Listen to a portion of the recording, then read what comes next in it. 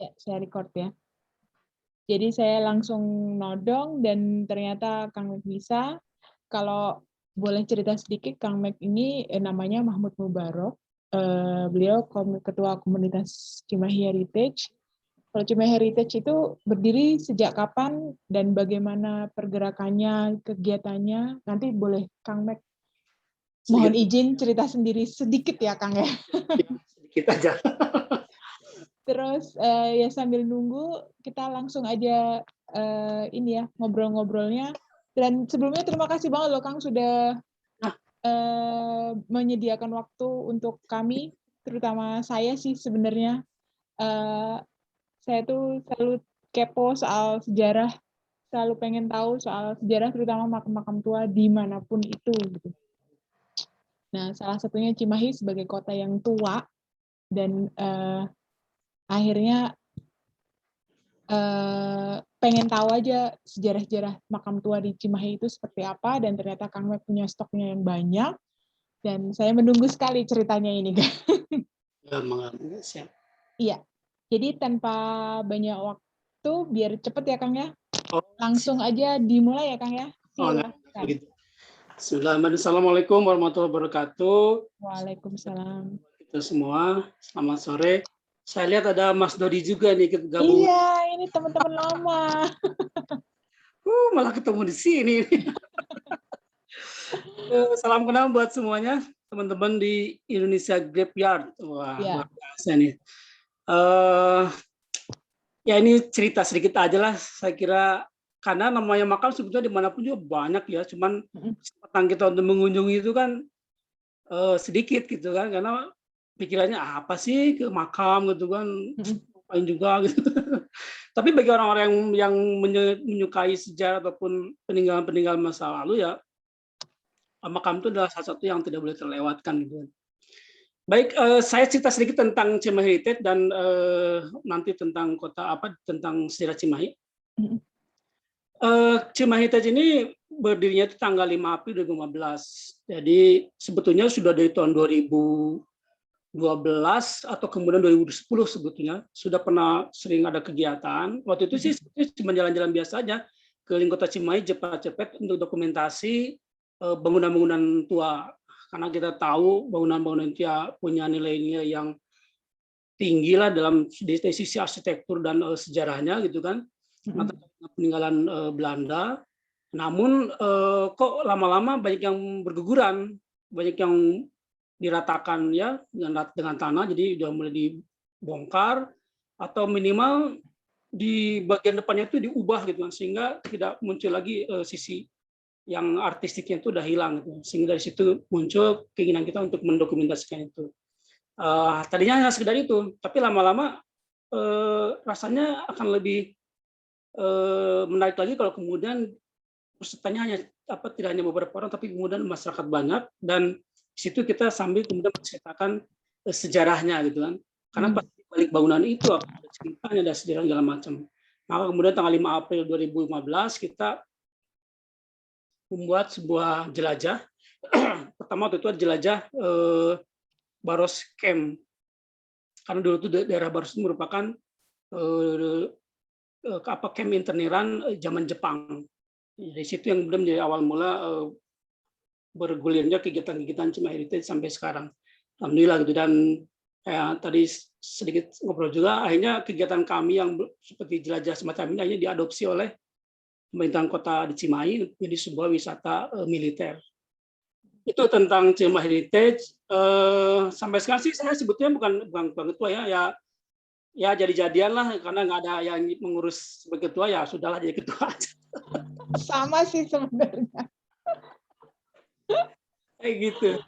Dan ternyata ketika kita gali lebih jauh gitu kan sejarah Cimahi, mungkin orang kan kenalnya hanya sebagai kota tentara gitu. Tapi ketika kita coba gali lagi lebih jauh dari ke belakang, ternyata memang panjang banget gitu kan cerita tentang Cimahi ini.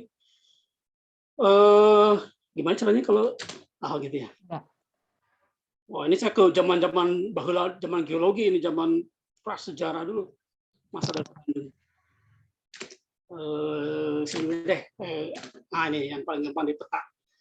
Jadi Cimahi itu kalau kita lihat di peta itu memang bagian dari Danau Purba. Dia ada di tepian Danau Purba. Karena ketinggian kalau kita lewat ke stasiun kereta Cimahi ya, di situ pasti ada tulisan ketinggian kan 7723. Itu menunjukkan ketinggian stasiun kereta api itu adalah 723 meter di atas permukaan laut. Dan tepian paling tinggi dari Danau Purba itu adalah 725. Jadi Cimahi itu betul-betul ada di sebagai pantainya Danau Purba Bandung ketika itu.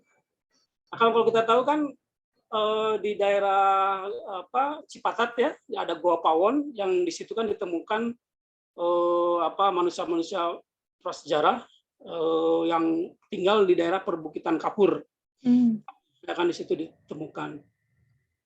Dan kalau melihat dari pergerakan manusia purba yang katanya suka datang ke daerah Dago Pakar, kemudian ke daerah Nagreg di daerah sebelah timur, maka Cimahi itu ada perlintasan dari pergerakan atau perpindahan orang-orang manusia purba itu.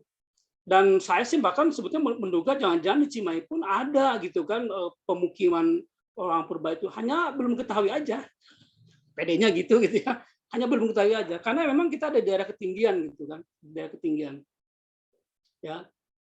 Jadi tidak seluruhnya digenangi oleh Danau Purba. Danau Purba ini kan memang sebuah danau purba yang sangat jadi legenda gitu kan, karena disangkut pautkan dengan Gunung Tangkuban Perahu dan Sangkuriang. Ya. Oke, lanjut ya langsung lah ke Cimahi. Waktu kemarin Mbak Rudi meng-share ya untuk yang pertama tuh informasi soal soal Cimahi yang katanya dalam sumber kolonial itu pertama kali ditemukan dalam arsipnya Abraham van Riebeeck. Ya sedikit koreksi karena memang bukan Cimahi tempat tinggal saya ini yang dimaksud oleh van Riebeeck atau F. de Haan. Jadi ketika itu tahun 1709 itu kan van Riebeeck itu dia gubernur jenderal tuh. Dia kemudian melakukan perjalanan dari Batavia ke arah selatan. Di dalam arsipnya begitu. Dari Batavia ke arah selatan, dia menelusuri dari Batavia itu, dari Jakarta itu, kemudian ke Depok, ke Bogor, kemudian sampai ke daerah di daerah Sukabumi. Dia di situ menyebutkan ada daerah Gunung Walat, segala macam, dan menemukan sebuah sungai yang beraliran deras yang disebutnya Simaki. Tulisannya Simaki gitu. Oleh F. de Haan, dan itu adalah seorang arsiparis Belanda yang membuat bukan sebuah 4 jilid tebal tentang Priangan. Simaki itu diinterpretasi sebagai Cimahi. Ya. Nah itu yang kemudian oleh Bu Nina, oleh Profesor Nina Lubis, dosen saya, guru saya, yang kemudian diidentifikasi sebagai Cimahi yang sekarang saya tinggal di Cimahi sebelah barat Bandung. Padahal yang dimaksudnya Cimahi Sukabumi. Karena nama Cimahi ini di Jawa Barat sebetulnya nama yang umum. Cimahi itu ada di Sukabumi, ada di Cimahi sekarang saya tinggal, ada di Kuningan, ada di Garut, ada di Karawang. Jadi banyak nama Cimahi. Nah, ada kesalahan, saya kira ada kesalahan dalam identifikasi geografi daerah sehingga tidak benar kalau kemudian nama Cimahi yang tempat saya tinggal ini baru ditemukan tahun 1709 itu berdasarkan arsipnya van Riebeeck. Ya, jadi hanya memang kesulitan kita adalah dalam pencarian arsip itu akses untuk memperoleh arsip itu kan susah. Tidak semua arsip yang peninggalan Belanda itu ada di arsip nasional, sehingga kita harus ke Belanda. Jadi sampai kapan dong adanya Cimahi ya belum tahu juga. Apakah itu benar seperti yang disampaikan oleh di dalam sebuah babat Batulayang, ya ada katanya babat Batulayang menyatakan bahwa Kabupaten Batulayang itu mencakup satu wilayah yang salah satunya adalah Cimahi. Kita belum tahu juga. Apakah Cimahi sudah ada sejak zaman Kerajaan Tarumanegara atau zaman Kerajaan Sunda? Ya sudah ada daerahnya, tetapi namanya tidak ada. Nah, belum pernah disebut-sebut gitu kan. Nah ini ada namanya Bujangga Manik, dia seorang petapa, seorang pangeran sebetulnya, pangeran dari Kerajaan Sunda yang kerjanya selalu berkeliling gitu, Jawa, Bali. Dia menyebutkan di salah satu peninggalan yang sangat luar biasa, yang aslinya itu ada di Inggris kan, di Museum British. Itu dia menyebutkan sejumlah daerah ketika dia melewati daerah yang sekarang sebutnya Bandung lah gitu. Ya. Dia menyebutkan tuh tingali, itu lihat kan, Gunung Lalayang kan, itu Lalayang itu sekarang sebutnya Gunung Manglayang. Tapi dia tidak pernah menyebutkan Cimahi ataupun nama lain di Cimahi. Hanya dia memang ada menyebutkan satu tempat yang disebut Jambu Dipa. Jambu Dipa ini saya ada istilah Jambu Dipa. Nah, Jambu Dipa ini adalah satu wilayah yang dulunya adalah bagian dari Cimahi. Tapi apakah yang dimaksud oleh Bujangga Manik ini Jambu Dipa itu, ataukah kemudian nama kerajaan lain? Karena memang ternyata ada juga nama Jambu Dipa, ya, nama sebuah kerajaan yang katanya sih di daerah Melayu gitu kan, nama kerajaan ini Jambu Dipa ini. Tapi kok bisa sama ya antara yang kerajaan di sana dengan yang Jambu Dipa? Sampai sekarang namanya masih Jambu Dipa sampai sekarang. Cimahi sebelah atasnya itu ada Jambu Dipa. Kalau sekarang sih Jambu Dipa ini maksudnya ke Kabupaten Bandung Barat, ya, tapi berbatasan banget dengan Cimahi Utara. Kalau saya sih menduganya pasti ada kaitan gitu antara yang kerajaan yang entah di sana itu dengan yang sekarang disebut dengan daerah Jambu Dipa ini. Minggu lalu saya membaca sebuah buku baru terjemahan, judulnya Naturalis Jerman di Tanah Priangan. Jadi kan kita kenal ada Franz Junghun ya. Saya sih paling kenalnya Junghun doang gitu kan. Pernah beberapa kali baca juga. Tapi ternyata ada penjelajah lain selain Junghun. Di situ ada disebutkan namanya Solomon Muller. Ternyata Solomon Muller ini pernah menjelajah di daerah Priangan, termasuk di daerah Cimahi. Nah, dia menyebutkan tentang Jambu Dipa itu. Dan saya bacakan ini. Dia dengan ya menurut saya sih indah gitu. Jika kita pergi ke hutan di sekitar Burangrang, kita akan menemukan makam-makam tua. Nah, di kebun kopi Jambu Dipa. Strukturnya berupa struktur tanah yang dikelilingi oleh kanal yang cukup dalam. Menurut warga setempat, itu merupakan sisa-sisa peradaban lampau. Mereka menyebutnya negara dalam Jambu Dipa. Nah, tuh. Ini petunjuk yang luar biasa dan rasanya ini perlu ditelusuri lagi, nanti teman-teman itu bisa menelusuri Jambu Dipa ini karena ada makam-makam tua yang dikelilingi oleh kanal yang sangat dalam. Cukup dalam. Wah, luar biasa nih. Kalau kita menemukan makam tua ini, aduh, kayaknya jadi sebuah penemuan yang cukup fenomenal. Iya, benar-benar. Di tengah-tengahnya ada makam tua berupa batu memanjang ditutupi pohon hanjuang. Wah, bayang nggak tuh? Iya. Makam tua dengan di atas itu ada pohon hanjuang. Itu ada tipikal makam tua peninggalan Sunda kuno itu. Yang pakai pohon hanjuang. Kalau misalkan kita pernah mendengar cerita Sumedang Larang, ketika tiga orang jenderal atau panglimanya itu berperang dengan Cirebon, kan ada salah satu panglimanya, yaitu siapa saya lupa lagi yang paling terkenal itu. Dia kan menyebutkan kalau misalkan pohon hanjuang ini layu, maka berarti saya mati. Nah, itu di dekat kuburan itu, ya, di kuburan. Itu memang salah satu ciri makam-makam di Sunda kuno. Dia memakai ini ya. Kalau kita nisannya lagi itu penandanya itu adalah pohon hanjuang. Nanti kita cari ya. Ya, penasaran bentuknya. Nah, ternyata dari hasil pencarian kita di arsip itu kan, di Cimahi atau tepatnya di Gajah itu dulu itu pernah ditemukan artefak-artefak Buddha sebetulnya. Buddha ada 16 patung perunggu, itu ada daftar arsipnya juga, dan seperti ini. Ada di Museum Nasional. Saya pernah waktu itu sengaja ke Museum Nasional untuk mencari keberadaan benda-benda ini, ternyata masih ada karena nomor registrasinya masih ada dan ini tersimpan di gudang barang langka. Jadi ditemukan ini peninggalan Buddha ya, kebudayaan Buddha. Jadi kita bertanya-tanya, apakah dulu di daerah Lewi Gajah atau Cimahi itu memang ada sebuah kerajaan bertipe atau kerajaan Buddha? Karena kan kalau di Jawa Barat, kerajaan Buddha itu jarang. Yang kita tahu hanya ada satu di daerah Talaga, Majalengka. Daerah lain kan kebanyakan Hindu atau Sunda, Buhun gitu ya. Sunda gitu. Sementara Buddha itu sangat jarang. Sehingga jadi sebuah pertanyaan besar juga, kenapa kemudian ada peninggalan Buddha di daerah Lewi Gajah? Dan cukup banyak, sampai 16 jenis arca gitu. Ini salah satu PR teman-teman di Cimahi juga untuk meneliti keberadaan ini. Kalau misalkan ini bisa ditemukan, wah luar biasa nih. Pernah ada kerajaan Buddha di daerah Cimahi. Oke, nah ini yang tadi saya sampaikan tentang babat Batulayang yang katanya dulu itu Dipati Ukur itu menguasai wilayah yang sangat besar, ya, dan salah satunya adalah Umbul. Nah, Umbul itu Umbul Kahuripan. Umbul Kahuripan itu katanya mencakup wilayah Cimahi dan daerah Cikalong Wetan.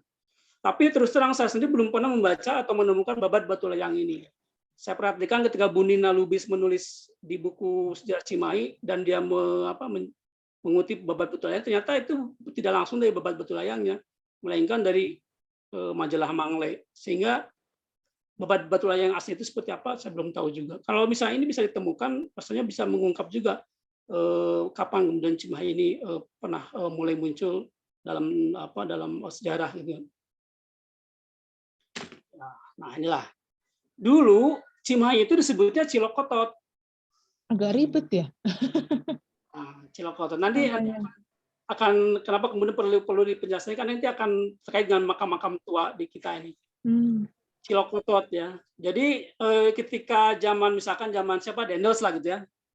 Itu kan dibikin distrik-distrik tuh, ada misalkan keresidenan gitu kan, kemudian di bawah keresidenan. Keresidenan itu kira-kira semacam wilayah, kalau kita kan ada wilayah Piriangan gitu kan, itu Residen Piriangan. Kemudian di bawahnya adalah distrik gitu kan, kabupaten kemudian distrik gitu. Di bawahnya lagi ada under distrik. Jadi bertingkat-tingkat, sama seperti sekarang kan, kelurahan, kecamatan, kabupaten lah atau kota, baru kemudian provinsi. Nah kayak gitu. Jadi dulu namanya Cilokotot. Sementara Cimahi sendiri ya ada, tapi dia kampung kecil, bukan satu wilayah yang besar. Tapi karena wilayah besarnya adalah Cilokotot. Ya. Nah, dia itu melihat Cimahi, Padalarang, dan Cisarua. Jadi Cisarua, yang tadi saya sebutkan Jambu Dipa itu sekarang maksudnya Cisarua. Oh. Dulunya itu maksudnya ke Cimahi. Jadi saya berkeyakinan gitu, kalau misalkan di daerah Cimahi itu dulunya itu sebetulnya sudah ada sejak lama kehidupan, bahkan sejak manusia purba mungkin ya, karena orang-orang purba dari Pawon itu di Cipatat itu lewat Cimahi gitu. Mungkin diberi istirahat lah dia di daerah Cisarua gitu ya, layah-layah dulu gitu kan, minum-minum dulu zaman itu ya. Nah, ini peta-peta Cilokotot, peta-peta lama dari F. Dehan ini. Nama-nama daerahnya. Dan sekarang masih ada gitu. Ada Gunung Bohong, ada apa itu masih ada daerahnya. Ini tahun berapa, Kang? Oh, ini 1901. Ya, ini tahun 1890 berapa ya F. Dehan itu. Oh. Dia, kalau ini 1901. Ini terakhir kali nama Cilokotot. Nah, ada Cimahi kan, tapi Cimahi ini sebagai halte atau stasiun. Nah, ini Cilokotot. Cilokotot tuh gitu. Setelah tahun 1901 nggak pernah ada lagi nama Cilokotot di peta-peta. Karena memang tahun 1913 Cilokotot ini dihapus, digantikan menjadi Cimahi. Cilokototnya hilang, digantikan menjadi Cimahi. Gitu. Waktu saya tanya ke orang-orang tua dulu, kenal nggak dengan nama Cilokotot? Nggak ada yang tahu Cilokotot apa. Kalau generasi sekarang pasti udah nggak tahu lah. Wah, sama sekali. Jangan yang Cilokototnya, yang Cimahinya aja mereka juga kadang nggak tahu juga. Jadi nama dulunya itu ya Cilokotot, sampai tahun 1913 itu Cilokotot. Sekedar desa kecil, kampung kecil gitu kan. Oke lah. Wah, ini nih. Jadi distrik itu dikepalai oleh seorang wedana. Sejak zaman dulunya itu wedana. Ini nama-namanya nama-nama kalau kita mana sebutnya nama menak lah. Menak itu bangsawan lah. Iya. Kalau misalkan wedana biasanya kan menak yang dididik atau misalkan menak Pangareh Praja itu apa ya, Menak Pendidikan itu. Jadi ada yang kemudian Wedana itu bukan anak bupati gitu, tapi dia memang dia diangkat jadi Wedana karena dia berpendidikan gitu kan, dia mengikuti sekolah gitu, Pangareh Praja itu. Jadi nama-namanya nama-nama yang bagi kita, oh ini nama-nama yang apa, Sunda banget lah kira-kira gitu. Para Kusuma Direja, Padma Kusuma, Jaya Kusuma, Raden Surani. Jadi bagi kita mah, oh ini unik banget itu dulu tuh nama-nama ini ternyata menjadi pemimpin di Cimahi gitu kan. Nah ini Kanduruan Somawinata, Kanduruan Wilabrata. Ya. Nah, kalau kita lihat ya, kalau misalnya di daerah-daerahnya, kalau jangan jauh-jauh di Kota Bandung atau di Kabupaten Bandung, bupati itu kan memiliki biasanya kalau misalnya mereka meninggal ditempatkan di makam khusus gitu ya. Kalau Bandung ada di belakang Masjid Agung atau di daerah Sananyar kan, Karanganyar itu. Iya. Itu dihias sedemikian rupa bagus gitu ya makam-makamnya ya. Tetapi yang anehnya, walaupun ini termasuk bangsawan, ini Wedana ini saya belum pernah menemukan mereka dibuatkan makam yang bagus gitu kira-kira itu yang buat kita kan tingkat Wedana itu cukup tinggi gitu kan, cukup tinggi. Tapi ketika mereka meninggal itu biasa aja, nggak seperti halnya bupati dan keluarganya kira-kira gitu. Dan itu pun bukan di tempat yang khusus untuk keluarga mereka, kadang-kadang ya bercampur aja dengan warga biasa lah gitu. Jadi memang kayaknya sih ada perbedaan gitu ya, ada perbedaan sehingga agak susah sebetulnya menemukan makam-makam para Wedana ini. Yang saya bisa temukan hanya Hadja Kusuma karena mereka ada semacam tempat khusus di sebuah TPU. Nanti saya perlihatkan. Oke. Jadi yang lain udah nggak ketahuan di mana? Saya udah pernah ketemu dengan salah satu keturunan dari Wedana ini, namanya Somawinata. Nah ini Somawinata. Mereka bilang dimakamkannya itu nggak di Cimahi tapi di daerah lain. Karena ternyata Wedana ini kan tidak selalu tinggal atau kemudian pensiun di Cimahi. Jadi hanya bertugas di Cimahi itu berapa tahun, kemudian pindah ke tempat lain, mungkin ketika mereka meninggal itu ya di tempat terakhir mereka berdinas, misalnya gitu.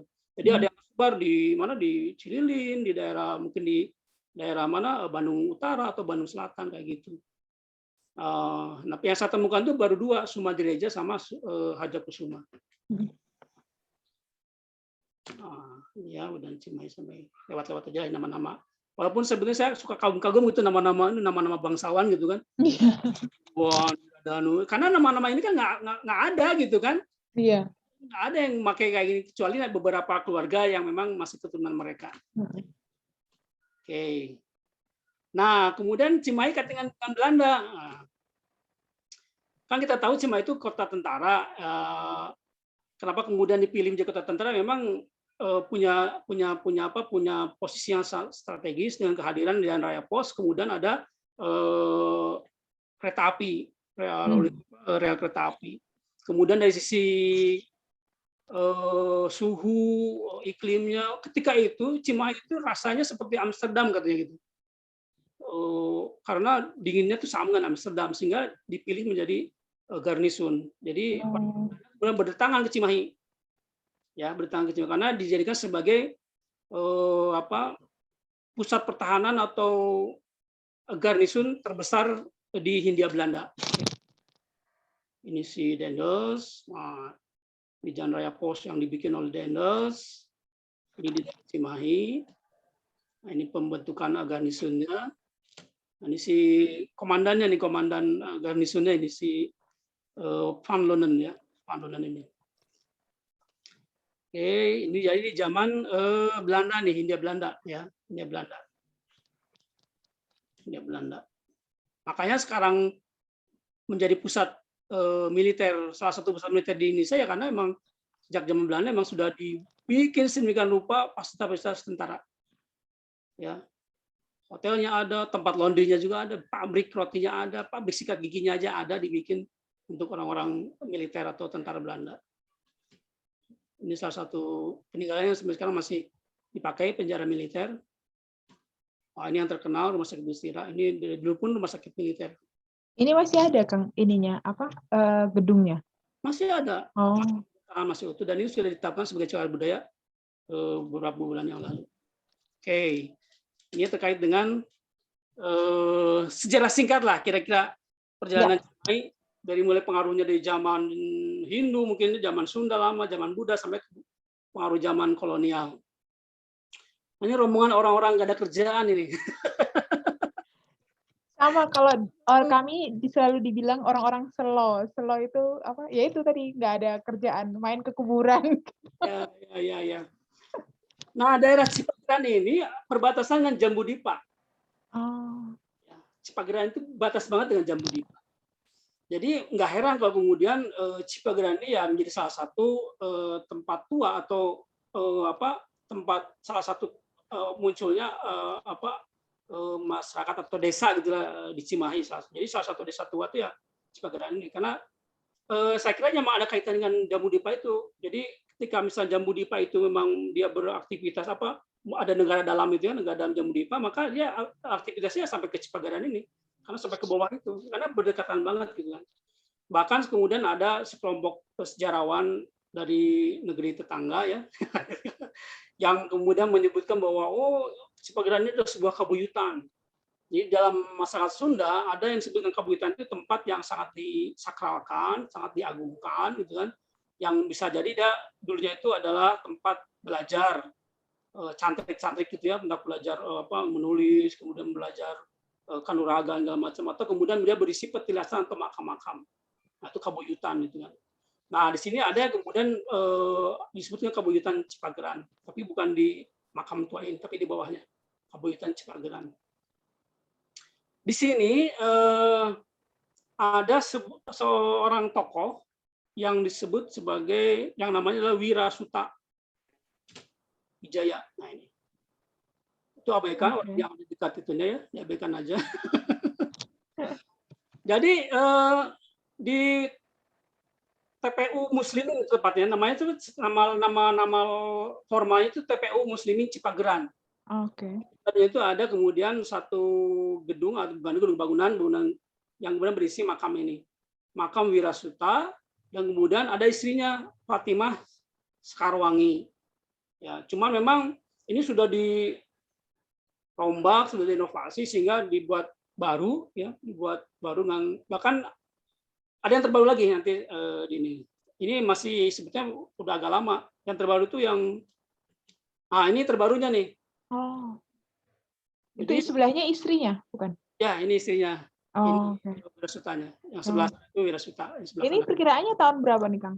Nah, sebetulnya belum ada cerita jelas tentang Wirasuta ini kapan kemudian tokoh ini muncul gitu kan. Tapi orang-orang Cipageran gitu, mereka ya mengklaim lah atau kemudian ya berdasarkan cerita-cerita orang tua dulu gitu ya, bahwa Wirasuta ini sekitar abad 17 dia munculnya itu. Jadi 17 itu 1600-an lah gitu kan, 1600-an. Muncul kemudian membangun atau mendirikan desa Cipageran. Cipageran itu berasal memang dari kata pagar. Pagar itu kan pagar. Ci itu cai, pagar itu pagar. Jadi di pageran kalau orang Sunda itu kalau misalnya ingin melindungi sesuatu di pageran. Memang entah di pagar dari apa saya juga kan, tapi sih katanya sih ya dari unsur-unsur jahat supaya tetap aman dari hal-hal ya yang buruk dan masih kemudian di pageran sehingga menjadi Cipageran gitu kan. Wirasuta ini sekitar abad 17 dengan istrinya Fatimah Sekarwangi. Tapi saya belum tahu apakah sampai sekarang itu ada nggak keturunannya. Katanya sih ada, tapi saya belum pernah ketemu. Jadi rasanya sih kalau kata kuncinya juga sebetulnya terputus, tidak ada keturunan gitu kan. Dan sekarang ini makam ini kemudian diperbaharui oleh Pemkot. Jadi sekarang kayak gini di marmor segala macam gitu kan, di bagus, bahkan ruangannya juga jadi bagus. Kalau dulu sih biasa-biasa aja.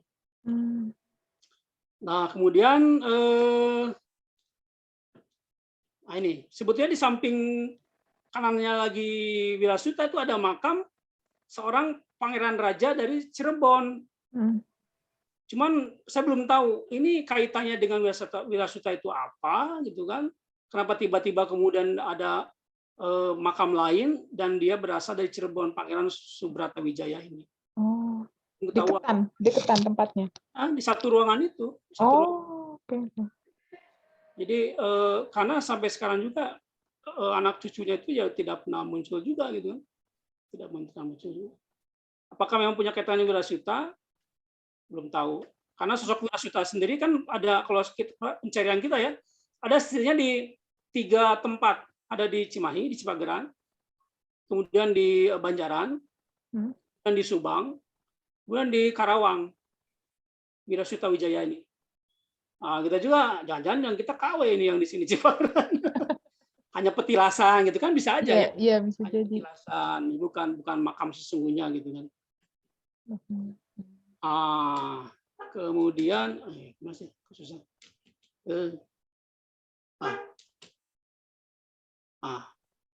Ini di dalam luarnya, di dalam luar bangunan. Ya kan tadi kalau yang wirasuta itu di dalam bangunan, ini di dalam luarnya. Ada banyak sebetulnya makam-makam tua yang tidak bernisan, jadi dia hanya penandanya itu batu-batu bulat saja. Saya juga sebetulnya nggak yakin ini sosok siapa gitu kan yang dimakamkan di sini. Tapi kalau juru kunci sana sih dengan fasihnya menyebutkan, oh ini adalah Syekh Ali Gelung, oh ini adalah Syekh, nah gitu. Ini adalah Syekh siapa gitu kan, atau kemudian kiai siapa atau ki apa gitu. Tapi ketika ditanya terus sejarahnya gimana sih, orang ini nggak tahu juga. Nggak tahu. Itu kelemahan juru kunci kita itu di situ sebetulnya. Dia hanya bisa menyebutkan nama, tapi bagaimana kemudian kiprah orang tersebut, Iya. seperti apa itu nggak tahu. Kapan misalkan mereka muncul juga nggak tahu. Jadi kadang-kadang ya memang kita harus sering bertanya ketika mendapati fenomena semacam ini, harus tanyain juga, harus detail gitu kan. Karena kan kita gali peran dia itu seperti apa gitu kan, siapa sosok ini sampai kemudian dimakamkan di daerah ini kan gitu kan ya. Dan ini banyak di TPU Cipageran itu banyak ditemukan makam-makam tanpa nisan, dia hanya berupa ditandai dengan batu. Dan ini memang bisa jadi kemudian kalau kita melihat dari budaya Islam kan memang begitu, dia tanpa batu nisan gitu kan, hanya penanda saja batu-batu bulat gitu kan. Berarti kita bisa menyimpulkan bahwa ini adalah ya orang Islam kira-kira gitu kan, dengan melihat dari arah membujurnya gitu kan, dari batu-batu yang tanpa ada nisan itu.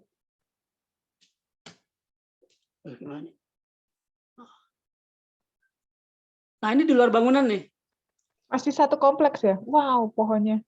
Itu pohonnya pohon-pohon gede-gede tuh. Iya. Ngeri ya. Ini kalau ini ada keterangannya, ini ada jelas di misalnya itu disebutkan ini adalah Raden RR itu Raden Roro atau Raden Roro ya. Nitimirah, kurang jelas ya. Nitimirah ini disebutkan di sini adalah istri dari Patih. Harjawinata itu, Patih Harjawinata adalah patih dari Sumedang Larang. Sumedang Larang ya. Oke. Ingat tadi waktu di cerita tentang Wedana ada namanya Harja juga, Harja Kusuma. Ini adalah Harjawinata. Kaitannya apa? Harjawinata atau ini ada istrinya ya. Harjawinata itu adalah bapak dari Harja Kusuma. Pernah nggak dengar nama Harja Kusuma? Belum. Benar. Atau lupa. Nih, Harja Kusuma. Jadi di komplek yang sama nih, Cipageran, ada satu tempat yang khusus Harja Kusuma. Di Cimahi, Harja Kusuma ini menjadi nama jalan. Demang Harja Kusuma, Wedana tuh. Pernah dengar nama Bimbo? Oh iya. Nah ini Harja Kusuma. Oh, Kan keturunannya gitu. bukan. Bimbo itu siapa aja? Ada Sam. Waduh, nggak hafal saya. Sam. Iya, Sam. Terus? Bimbo kan? Iya. Sam Bimbo itu nama aslinya adalah Samsudin Harja Kusuma. Oh. Oke. Acil Bimbo itu ya Harja Kusuma. Ini yang menjadi Wedana di Cimahi. Jadi ini adalah kakeknya dari Bimbo. Oke.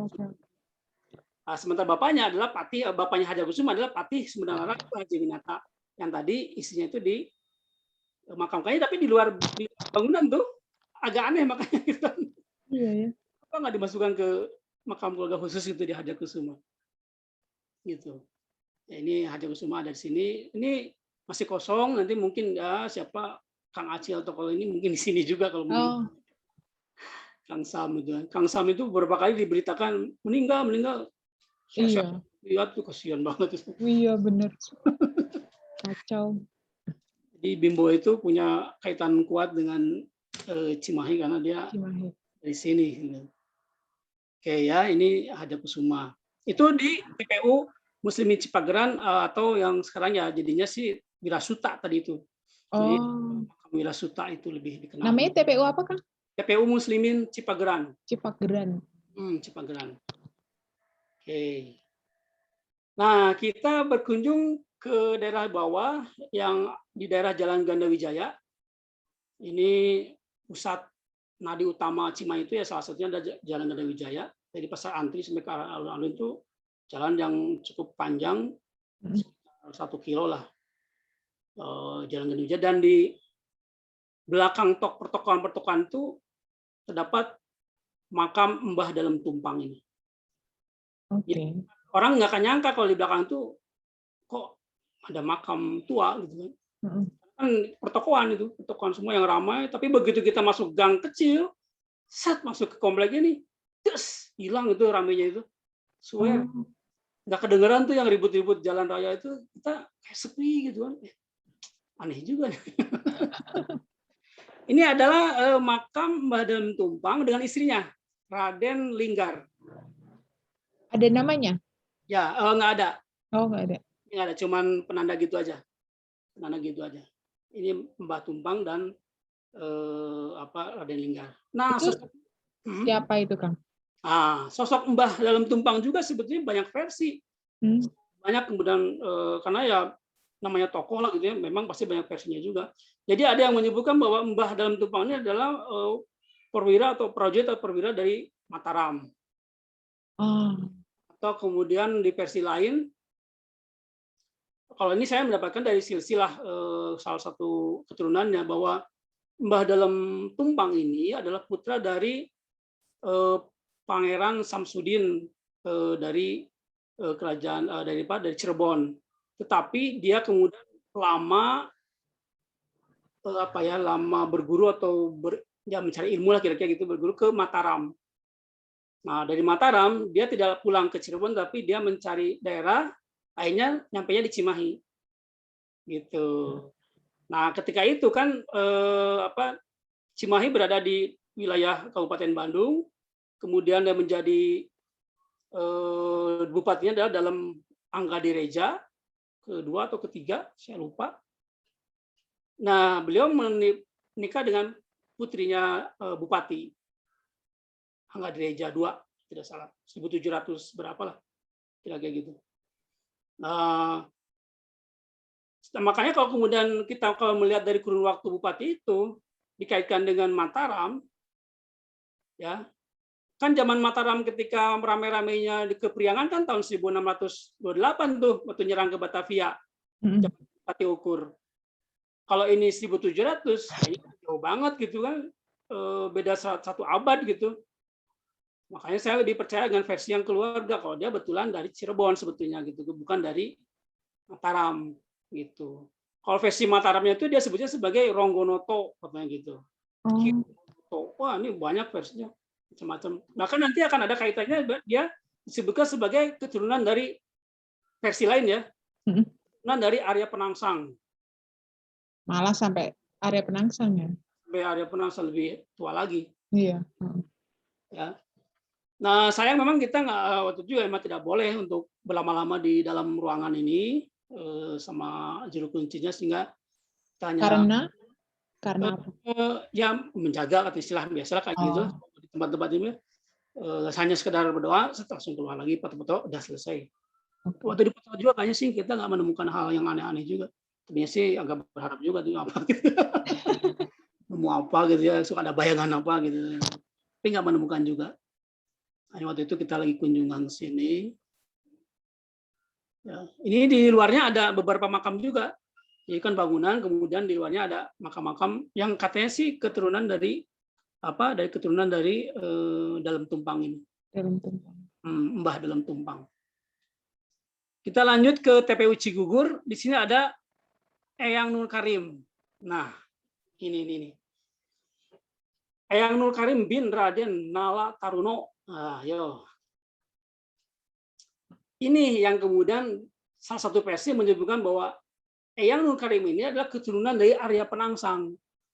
Dan Eyang Nur Karim ini adalah kakak dari Mbah Dalam Tumpang itu. Oh. Jadi pabelit itu atau apa ya? Kalau misalnya kita di silsilah satu dengan silsilah disatukan itu nggak ketemu. Karena yang satu mengklaim seperti ini, yang satu mengklaim seperti ini. Jadi ini katanya keturunan dari Arya Penangsang. Padahal kan yang kita tahu Arya Penangsang itu katanya tidak menikah. Tapi klaim pihak keluarga itu ya Arya Penangsang. Gitu. Dan Arya Penangsang itu katanya keturunan Arya Penangsang tidak hanya di Cimahi, di Cigugur ini, tapi juga ada di Palembang, ada di mana. Mereka mengklaimnya Arya Penangsang itu punya keturunan gitu kan. Kemudian ketika kalah ya waktu itu lawan siapa sih? Waktu di zaman setelah Demak itu kan perang saudara atau apa gitu, sesama keturunan dari Demak lah gitu, perang lalu yang meninggal.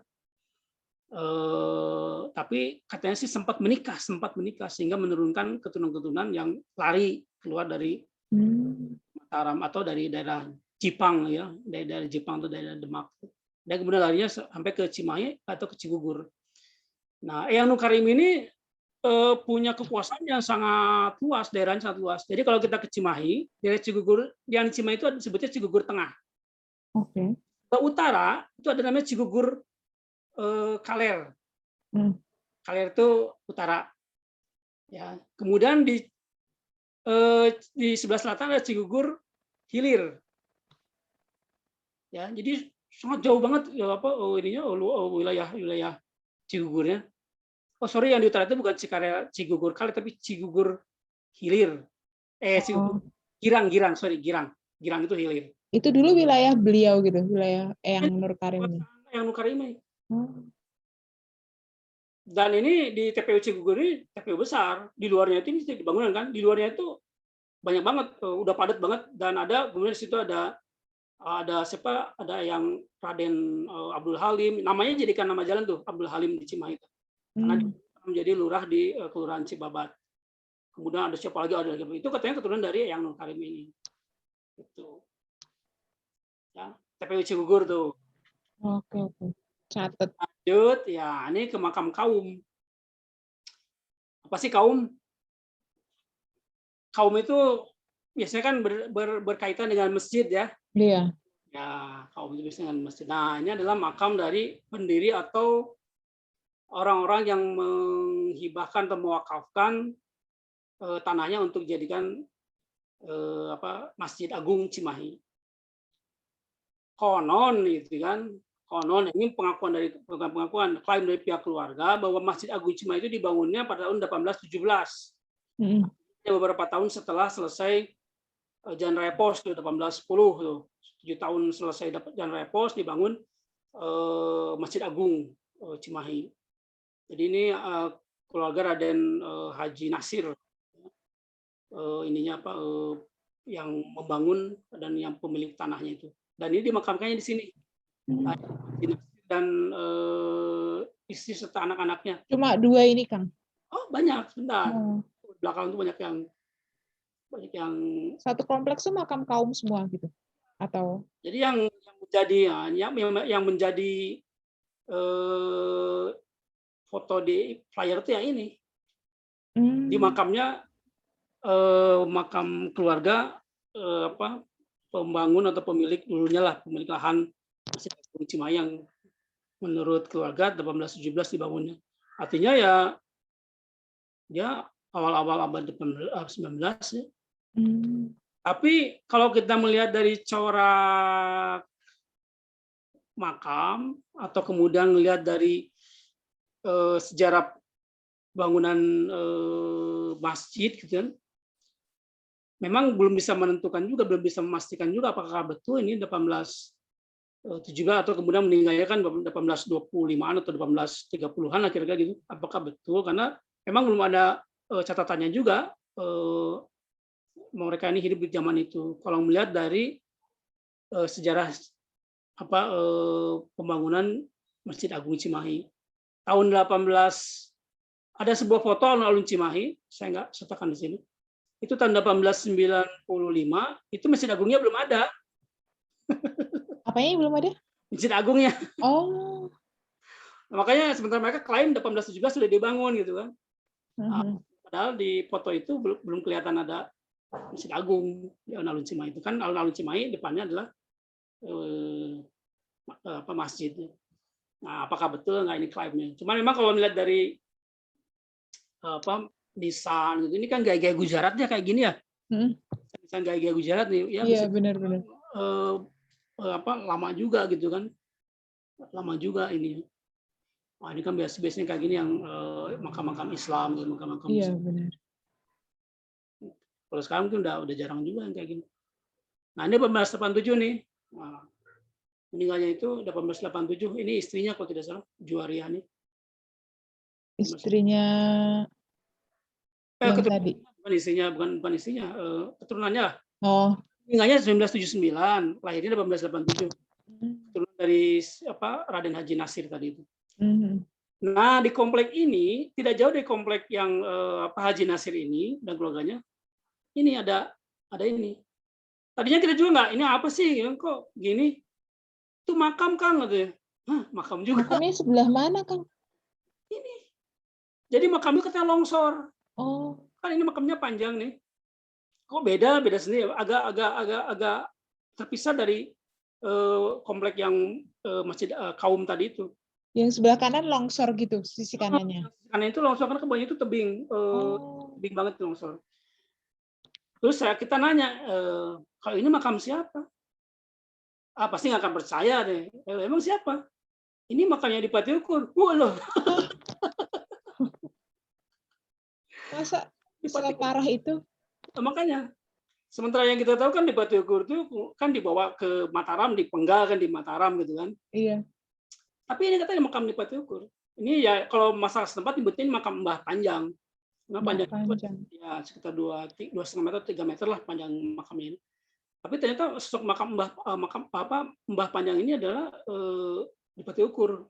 Kalau menurut cerita dari warga setempat yang memang dia sehari-hari di situ. Oh banyak kan orang-orang Cimahi mungkin nggak tahu, tapi orang luar memang begitu ya, selalu tuh. Orang daerah luar tuh lebih tahu makam-makam yang tua ketimbang kita sendiri. Iya betul.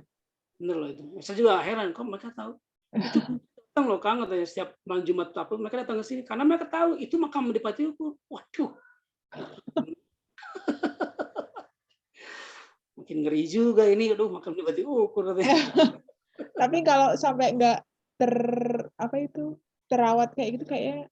Iya, ini agak susah juga kita karena betul-betul di pinggir tebing gitu kan, sehingga ketika misalnya hujan macam ya pasti tergerus ini si makam ini. Kalau kemudian muncul sesuatu ya syukur-syukur lah bisa tahu kita, oh ini memang betul makam gitu ya, bukan kosong gitu kan. Tinggal pindahkan aja, kita geser aja si makamnya. Dan ini ya memang kondisinya makin lama makin tergerus si makam ini, makin habis gitu. Iya, kalau kondisinya kayak gini. Sementara hujan di kita, sekarang itu gede-gede banget itu hujan. Jadi banyak kejutan gitu kalau misalnya kita berkunjung ke makam-makam tua itu memang selalu ada kejutan gitu. Kayak gini gitu kan, tiba-tiba ada makam di Patiukur, waduh luar biasa. Selalu kalau kita berusaha itu selalu nemu apa yang tidak ada di buku atau di internet gitu, selalu ada aja kalau saya sih. Cerita-cerita dari warga atau apa yang terkait makam itu kan, wah suka aneh-aneh dan seru-seru gitu kan. Seru. Nah ini adalah makam karamat. Sebetulnya bukan ini makam karamatnya. Ada satu lagi, saya nyari-nyari fotonya lupa nimban di mana gitu. Jadi ini ada 2 tempat. Ini di daerah Cibeber ya, daerah Lewi Gajah, daerah Lewi Gajah. Disebutnya juga Gang Karamat. Itu ada 1 gang, sebutnya Gang Karamat karena mengacu pada makam karamat ini. Ini depannya itu kayak gini nih. Nah ini Hmm, makam wali ini. Santo Dalam Santoan Wali Kundu. Malikundu. Oke. Wali Kundu ini. Jadi ini kalau ceritanya, jadi di zaman sebelum apa ya, sebelum Batu Layang tuh, waktu tadi kita ada Batu Layang tuh. Bahkan sebelum Kabupaten Bandung. Jadi dulu ada namanya Sang Adipati Kertamanah. Dia itu keturunan kelima, generasi kelima dari Prabu Siliwangi. Sampai sekarang makamnya ada di daerah Soreang, ada yang disebut sebagai Kabuyutan, apa ya, bukan Kabuyutan Sadu, apa sebetulnya Pasir, ya Kabuyutan Sadu. Soreang itu ada namanya Kabuyutan Sadu, itu adalah makamnya Sang Adipati Kertamanah. Nah, Sang Adipati Kertamanah ini punya cucu, yaitu nama terkenalnya sih Eyang Santoan Kobul. Yang pertama Santoan Kobul, yang kedua Santoan Kundu, Wali Kundu ini, yang ketiga Santoan Kunur. Cucunya itu. Artinya? Ya itu mah nama aja. Nama aja ya, nggak ada artinya ya. Jadi Eyang Kobul, Kundu, dan Kunur. Yang Santoan Kobul itu sebetulnya namanya itu ada Gedeng apa gitu, lupa saya, ada nama Sundanya itu ada, tapi setelah dia mungkin mencapai tingkat wali atau apa ya, dia lebih terkenalnya sebagai Eyang Santoan Kobul. Karena setiap kali berdoa itu langsung dikabul kayak gitu, langsung dikabulkan kayak gitu. Yang Kobul. Nah, ini adiknya nih Wali Kundu ini. Kalau melihat dari masa Adipati Kertamanah kemudian ke cucunya ini, berarti sekitar tahun 1500-an. 1500-an. Ini lebih tua dari Cipageran tadi, gitu kan. Lebih tua dari Cipageran tadi. Keturunannya masih ada, keturunan dari yang Santoan Wali Kunur dan Kundu masih ada keturunannya. Masih ada keturunannya. Ya. Nah, ini yang menjadi penyebar agama Islam di daerah Lewi Gajah. Yang wali, ya. Itu gambar apa Kang di gapuranya? Ada makna tertentu kah gitu?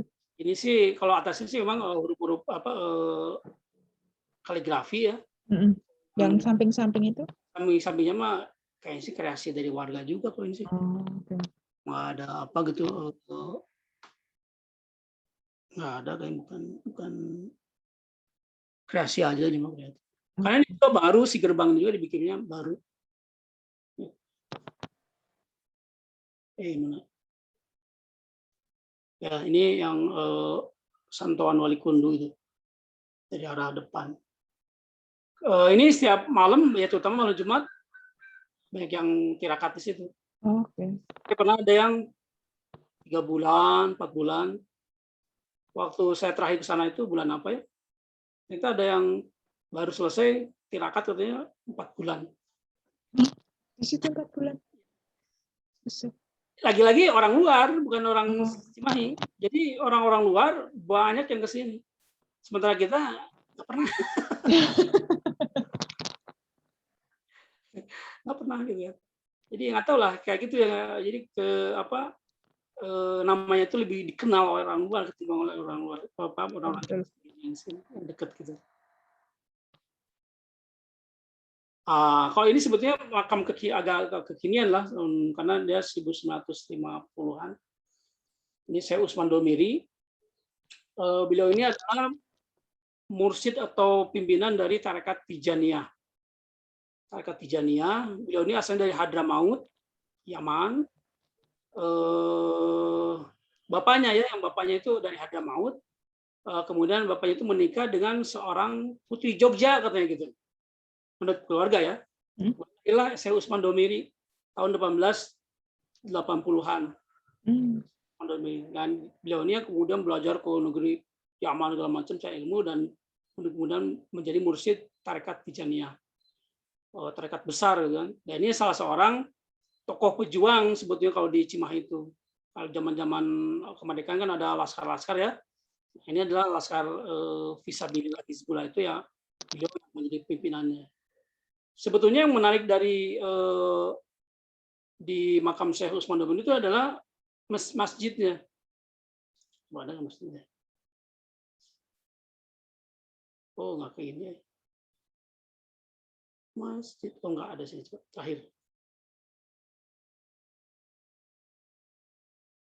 Masjidnya. Kok hilang? Terakhir. Nah, ini masjidnya nih. Oh iya, bagus. Masjidnya ini, kubah-kubahnya itu campuran pasir, kaca beling, dan apalah gitu. Sama yang segala macam gitu. Unik, itu sampai sekarang tuh masih bertahan. Kecuali kubah utamanya, ini nggak kepotong nih kubah utamanya. Kecuali kubah utama, karena tuh kubah utamanya itu pernah disambar petir sehingga hancur berantakan. Hancur kubahnya itu. Itu kalau kita lihat tuh kayak apa ya? Kan suka di makam-makam itu suka ada kan yang kayak campuran sama belingnya kayak. Nah, ini kayak gitu si bahannya itu. Memang betul katanya itu memang di ininya sama kaca-kaca dan beling-beling itu. Untuk ini kan makam nih, makamnya Syekh Usman Domiri itu. Makam itu ada di depan masjid. Depan masjid gitu kan. Kan kalau sejak dulu kan memang begitu, biasanya kan makam, kemudian di depannya suka ada masjid, depannya ada makam-makam. Biasanya sih makam pendiri masjid atau tokoh setempat. Nah, ini kebetulan yang mendirikan Masjid Baitur Rahman ini adalah Syekh Tijaniyah, Syekh Tarekat Tijaniyah itu Syekh Usman Domiri. Oke, coba kita ke ini rangkaiannya itu. Ini Sentiong. Sentiong. Ini banyak, Kang? Atau cuma tinggal satu ini? Banyak. Oh, banyak. Ini kan komplek gede. Lokasinya tepat di depan TPU Muslimin Cipageran. Jadi berhadapan-hadapan. Terhalang jalan. Keren. Jalan Kolonel Masuri, ini di sebelah kanannya TPU Muslimin Cipageran, sebenarnya ada Sentiong. Jadi kalau kita masih aktif nggak? Maksudnya masih dipakai nggak? Masih. Oh, masih. Oh, masih gede dong. Sangat besar. Jadi yang dari Bandung juga kalau pemakaman ke sini, kalau nggak ke Cikadut ke sini, ke Sentiong. Jadi kebayang ada 2 pemakaman tua di Jalan Kolonel Masuri. Kalau kita malam-malam lewat situ, sudahlah tewas. Makam tua dan besar lagi kan. Kiri kanannya, waduh, ngeri. Kalau misalkan lagi jurit malam ini, udahlah. Mundur aja. Cari jalan lain. Naik gitu. Ini banyak yang keren-keren ini kalau ngelihat Cina ya, ininya makam-makam Cina itu. Cuman ya sayang ini banyak yang nggak terawat karena banyak yang lama, kemudian yang lama-lama ini kayaknya sih entah keluarganya masih ada atau enggak atau gimana, jadi kurang terawat gitu. Sementara yang masih terawat yang baru-baru, kalau yang baru-baru masih terawat. Di situ sekitaran tahun berapa, Kang? Nggak tahu ya karena huruf Cina itu. Atau munculnya Santiong itu tahun 1900-an. 1900-an. Jadi kan waktu itu perkampungan Cina itu kan mulai muncul di Cimahi itu tahun 1890. Waktu itu sudah turun semacam SK gitu bahwa itu ditetapkan sebagai perkampungan Cina di daerah Pasar Atas kalau sekarang itu. Nah, tahun 1900 muncul Santiong ini. Santiong. Sampai sekarang masih dijadikan sebagai pemakaman gitu kan untuk warga Tionghoa. Masih besar. Padat ini, sangat padat. Wah, ini ya sayangnya kita tuh banyak yang nggak ngerti juga gitu, karena kemarin waktu jelajah bersama di sana tuh ya, waduh pasti kan ada artinya kan penjaga-penjaga kuburannya itu kan. Iya. Ini entah ini dewa siapa. Ini di Santiongnya? Ini Santiong. Oh, kok ada begininya? Iya, di Santiong ini. Santiong. Oh, sayang kita nggak bisa baca gitu, karena katanya sih kan ini doa-doa atau apa gitu ya, selain nama gitu kan. Selain nama, provinsi, asalnya di Tiongkok provinsi mana, terus ada lahirnya di zaman kaisar apa gitu. Itu dia. Terus anak cucunya ya banyak lah. Katanya begitu. Ya, ya. Sayang kemarin nggak bawa penerjemah jadi susah. Ini makam tua lain, kebun kopi Ciberem. Ya ada sebuah daerah disebutnya daerah kebun kopi karena memang dulu itu daerah Cilokotot itu merupakan perkebunan kopi, dan salah satu yang menjadi awal mula munculnya kebun kopi itu ada di daerah Ciberem ini, kebun kopi Ciberem. Nah ini sebetulnya ke pemakaman keluarga. Sekarang itu rumah itu kalau pernah dengar pernah baca atau pernah lihat rumah tua Ciberem. Ngeri kalau ngeliat di depan itu kan, wah serem banget itu kan kayak pohon gitu kan. Pokoknya kesannya serem lah kalau ngeliat fotonya itu. Dan memang serem. Tapi rapi gitu, Kang. Nah, karena ini pemakaman keluarga. Jadi di belakang rumah itu yang sekarang dipakai sebagai poolnya taksi Bluebird. Nah, di belakangnya itu ada pemakaman ini, makam keluarga. Ini masih luas, jadi masih banyak nanti keluarga-keluarga misalnya yang meninggal itu tinggal masuk ke sini aja. Ini adalah keluarga dari Wangsa Dimarta, salah seorang juragan kopi ketika itu, kopi di zaman Cilokotot itu. Kemudian dia berkolaborasi karena anaknya itu menikah dengan juragan Pasar Baru. Jadi ada kan di Bandung itu kan dikenal keluarga Pasar Baru. Apalagi adalah juragan-juragan top lah zaman itu yang menguasai perekonomian di Pasar Baru. Ada yang dari Pekalongan, ada yang dari mana Banyumas, dan dari Tegal, kayak gitulah. Itu kebanyakan malah ada yang dari Palembang, gitu kan. Dan nama-nama para juragan itu karena kan banyak yang menjadi nama jalan tuh. Di sekitaran Pasar Baru Bandung dekat Otista, kan ada Dulatif, ada jalan apa yang itu nama-nama juragan-juragan Pasar Baru tuh. Pasar Baru. Dan salah satu dari keturunan anak juragan Pasar Baru ini menikah dengan juragan kopi di Ciberem. Nah, anehnya kok namanya itu bisa sama gitu. Yang tertua itu kan di sini adalah Wangsa Dimarta. Ya, ini Wangsa Dimarta. 1855 nih ininya meninggalnya. Tua banget ini 1855. Yang kita tahu ini baru, yang kita tahu makam yang memunculkan tahun itu ya baru ini sebetulnya. Makam 1855. Nah, menantunya itu adalah Hanafi Wangsa Dikrama. Tadinya kita mengira Wangsa Dikrama itu anak, ternyata bukan anak, ternyata dia itu menantu. Menantu Wangsa Dikrama itu, Hanafi Wangsa Dikrama. Jadi di sini makam keluarga dari Wangsa Dimarta, juragan kopi dan juragan Pasar Baru Bandung. Ini Hanafi. Hanafi. Masih Jamat bahasa wafatna gitu ya, bahasa Sunda. Iya, bahasa Sunda ya. Wafatna, wah, ketahuan kalau ini tahunnya. Tapi ini tahunnya tahun apa sih? 35 ya. Iya, 1935. Nah, ini di Ciberem juga, dia masih jalan lama. Masih jalan lama. Iya, 37. 37.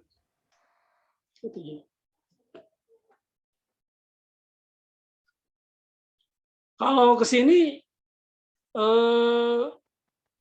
banyak cerita mitosnya juga. Jadi kalau kita pertama kali ke rumah Ciberem, rumah tua Ciberem, begitu jalan masuk gitu ya, kemudian kita memperhatikan di teras atau di tangga awal, itu ada hiasan dari kayak akrilik atau dari dari marmer gitu. Kalau kita perhatikan dengan seksama itu kok membentuk tengkorak monyet. Tengkorak monyet. Ya, tengkorak monyet, jajaran tengkorak monyet. Dan cerita orang-orang situ, itu serunya itu, wah sering banget ngeliat monyet putih, apa. Ya, sering banget kita ngeliat ya itu monyet putih yang gentayangan di sini, berantungan ke sana sini. Di pinggir rumah itu masih ada sekarang satu petak ya kebun lah, pepohonan, dan itu merupakan kopi Buhun Priangan. Hmm. Waktu kita berkunjung ke sini, kita kan bawa teman kita yang orang perkebunan Jawa Barat. Dia kemudian ngambil kopinya dan kemudian juga batang segala macam. Begitu lihat, wah ini kopi buhun beneran nih. Yang justru kan lagi dicari-cari kan lagi kopi buhun itu lagi dicari betul. Iya. Kang, ini ada pertanyaan tuh. Siap. Apakah makam orang-orang Belanda juga ditemukan di sekitar daerah Cipegeran dan Gandawijaya, atau orang-orang Belanda tahun 1800-an memang hanya berpusat di sekitar Kerkhoff? Yang saya tahu di daerah sebelum Kerkhoff, nanti kita akan ke Kerkhoff nih. Yang saya tahu selain di Kerkhoff, orang-orang Belanda itu ada ditemukan makamnya ya di TPU Baros. Sayang saya nyari-nyari fotonya kok ngilang gitu TPU Baros. TPU Baros itu ada makam orang Belanda tersembunyi betul di belakang. Kalau orang nggak sengaja ngelibeknya itu nggak akan bisa nemu makam itu. Itu hanya satu dan masih utuh. Masih utuh. Saya nggak ada fotonya, saya nggak bisa nampilin. Kemudian di daerah Gunung Bohong, tepatnya di Pondok Desira, itu dulunya adalah Kerkhoff. Ya kalau misalkan kita pernah lewat jalan tol, kemudian melewati yang namanya Cimahi, ya, kemudian ada Gunung Bohong. Nah, di sebelah Gunung Bohong itu dulunya adalah perkebunan Belanda. Tapi ketika tahun berapa ya, mungkin tahun 70-an, waktu itu dibuat jalan baru, jalan tembus, yang menghubungkan antara daerah Cimahi dengan daerah Cimareme. Itu si jalan, untuk membuat jalan tembus itu harus memindahkan Kerkhoff itu. Jadi kuburan-kuburan Belanda itu dipindahkan, sebagian dipindahkan ke Kerkhoff yang ada di Lewi Gajah. Sebagian lagi entah kemana, tapi sebagian lagi sih saya kira masih ada di bawah Pondok Desira tuh. Karena katanya sering ada yang penampakan. Ada penampakan Belanda nih di situ di Pondok Desira. Oke. Ada beberapa tempat makam orang-orang Belanda selain di Kerkhoff Lewi Gajah. Ya. Nah, Kerkhoff Lewi Gajah saya lagi-lagi kehilangan foto Kerkhoffnya. Karena kalau sekarang kondisinya sebetulnya sangat disayangkan gitu kan. Kalau di Kerkhoff itu kan bagus ya sebetulnya kan.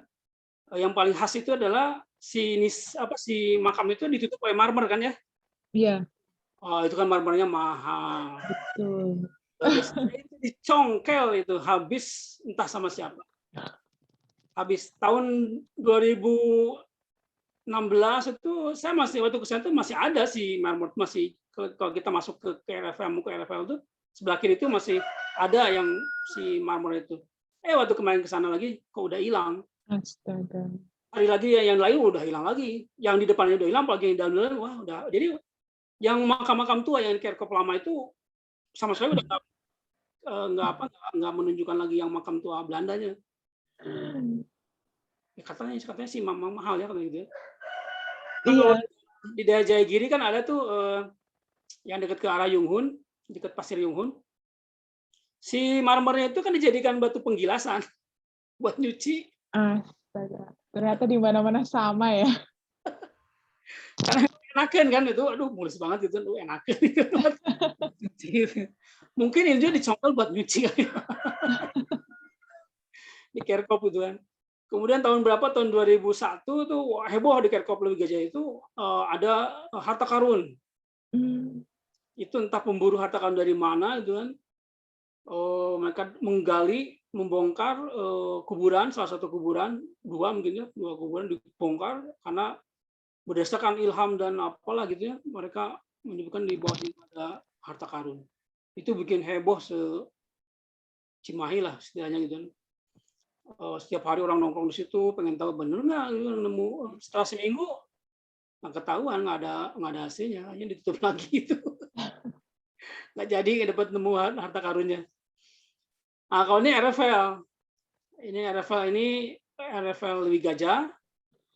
Secara tahun sih dia masuk muda, tahun 49 baru dibuatnya ya. 42 sampai 40.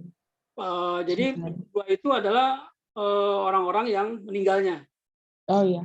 kanan. Tapi kemudian peresmian Kerkopnya tahun 49. Oh, oke. Ya, jadi dipindah-pindahkan dulu tuh, karena Mm-mm. kalau saya di Kerkop kemudian dipindahkan ke RFL 49. Ini sampai sekarang itu menampung sekitar 5.600 atau 5.400 sampai 5.600 lah jasad ya di RFL ini. Mungkin banyak juga ya kalau 5.600. Itu pemandangan sekitarnya emang sebagus itu, Kang? Ya, Oh. ini bukan hujan sih. Kalau lagi benar-benar ya maksudnya tidak panas aja, si rumputnya hijau banget gitu, Oh. hijau banget, nggak kering gitu. Kalau lagi hujan gitu, itu hijau gitu kan. Beda mungkin dengan kayak mah di Pandu atau di Menteng Pulau gitu kan ada bangunan gitu ya, Mm-mm. ada angel atau apa. Kalau di RFL Gajah gini aja, Gini aja. ya. Jadi nggak ada bangunan, nggak ada apa, ini gini aja. Sejauh mata memandang putih dan hijau. Cuman nanti kan nisan-nisannya itu kan membedakan ya, yang apa, yang Kristen, yang kemudian ada yang Islam, ada yang bulan apa bintang David gitu ya, Mm-mm. tergantung dari agamanya gitu kan. Kemudian juga ada yang dimakamkannya barengan tuh, ada yang misalnya 10, ada juga di satu Mm-mm. 10 karena dia melakukan pindahan. Jadi tidak hanya orang-orang Belanda yang meninggal di camp saja yang di camp Cimahi saja yang dimakamkan di sini, tapi juga ada yang dari Muntok, ada yang dari Sawah Lunto, itu Iya, dibongkar dipindahkan ke situ. ke sini gitu. Karena kan dulunya kan memang ada yang di Sumatera ya, sekarang Iya. dipusatkan di Jawa semua RFL ini. Itu RFL Ada ada yang jaga kan ya, Kang, di RFL ini Cimahi? si Pak Prengki, teman kita ini, Iya. dulu wartawan dia, punya wartawan di Bandung Pos apa ya, Bandung Pos, Oh. officernya di RFL Rui Gajah. Oke. Di sini tuh yang siapa yang paling terkenal tuh ya arsitek Thomas Karsten. Oh, arsitek Sini ya, apa dia itu?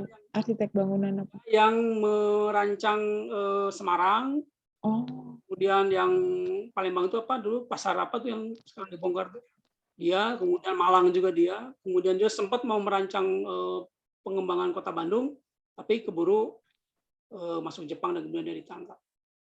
Nah, meninggalnya dia di dalam camp tahanan Baros zaman Jepang, dimakamkannya di sini. Yang nggak foto, Thomas Karsten. Kemudian yang lainnya sih, ini Tilman kayak nama penyanyi nih ya, Tilman itu.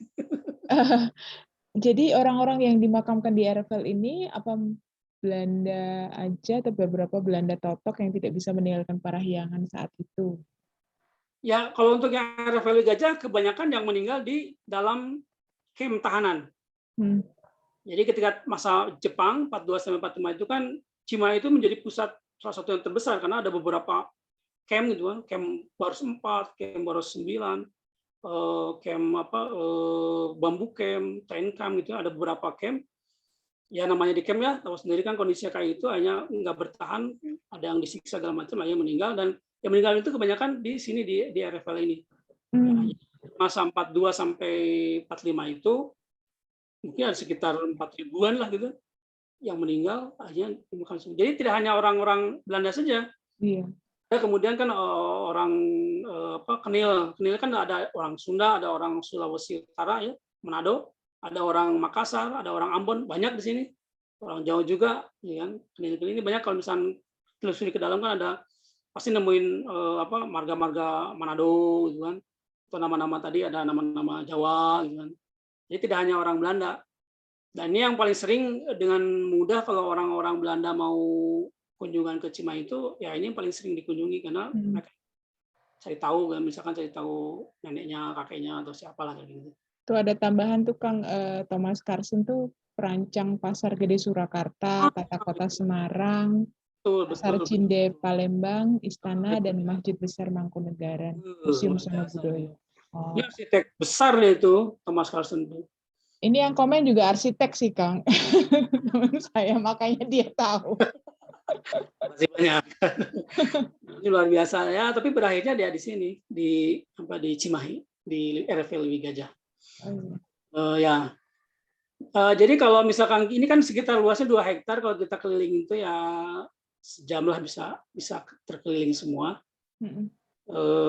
Izin juga sekarang sudah gampang. Kalau dulu zaman kita pertama kali ngawal kan harus ke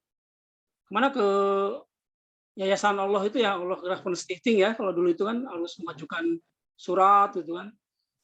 Tapi setelah komunitas kita bisa masuk, ya pertama kali ke situ berombongan, kemudian ya diapresiasi oleh pihak yayasan. Akhirnya setelah itu pintu RFL Gajah ini bisa terbuka cukup leluasa ketimbang dulu. Tidak perlu lagi izin ke Jakarta, tapi cukup pemberitahuan ke officer atau pegawai di RFL, kita bisa berkunjung luas. Walaupun kita tidak punya kaitan dengan keluarga dengan pihak yang di sini ya, nggak apa-apa, biasa bisa boleh berkunjung. Karena banyak banget gitu orang-orang sekitar sini kan di belakang itu ada daerah namanya Cibogo, sebelah sini ada Lewi Gajah, Ciubar gitu ya. Itu banyak yang mereka belum pernah masuk sini. Orang Cimahi sendiri. Jadi begitu kita lihatin foto ini di mana itu nggak tahu. Ternyata oh itu dalam RFL itu kayak gitu. Iya, kayak gini. Mereka nggak tahu kalau ternyata bagus itu kan. Padahal dekat rumahnya ya.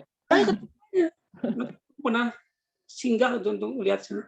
Karena dikiranya ya nggak bisa. Memang kalau dulu sih nggak bisa masuk, susah gitu dulu. Nggak punya kaitan keluarga nggak bisa masuk. Itu ada yang tanya lagi, Kang, yang terkait yang makam Tionghoa tadi. Apa ditemukan selain makam, apa juga ditemukan terlacak lewat mau nanya nih, kalau jejak kedatangan etnis Tionghoa khususnya ke Bandung, apa yang ditemukan atau terlacak lewat makam yang ada? Kalau tak salah mereka datang berbarengan dengan reruntuhan dinasti Qing abad 19. Ya, kalau secara sejarah kedatangannya sebetulnya jauh lebih lama juga. Ketika Endos membangun Jalan Raya Pos, sebetulnya dia kan melibatkan orang-orang selain orang pribumi ya, itu melibatkan orang Cina juga ketika di Bandung itu. Jadi sebetulnya mereka udah datang di situ. Ketika Bandung mulai berbenah untuk menjadi pusat, katanya sih pusat Hindia Belanda, itu kan mendatangkan orang Cina untuk menjadi pekerjanya, bahkan menjadi kontraktornya lah, jadi anemernya. Ada siapa tuh, lupa siapa. Berarti ada makam-makam Tionghoa yang lebih tua lagi gitu, ada yang nemu nggak, Kang? Pasti ada, tapi yang di Cimahi memang belum temukan. Okay. Nah, kalau di Bandung pasti ada. Nah, soalnya kan antara Cimahi dan Bandung ini siapa dulu lah kira-kira gitu. Ke Bandung dulu apa ke Cimahi dulu? Mungkin tidak ke Cimahi dulu karena Bandung satu bisa jadi lebih besar sebagai kabupaten, dia lebih besar gitu kan. Cimahi desa kecil gitu kan. Tidak memilih ke Cimahi dulu. Ke Cimahi itu setelah kemudian Belanda memutuskan Cimahi sebagai garnison tahun 1896. Baru kemudian bermunculan orang-orang Tionghoa datang ke Cimahi, kemudian bahkan kemudian ditetapkan ada kampungan Cimahi, Chinese Week ya kalau bahasa Belanda gitu, perkampungan Cimahi di daerah Pasar Atas. Itu ada surat keputusannya.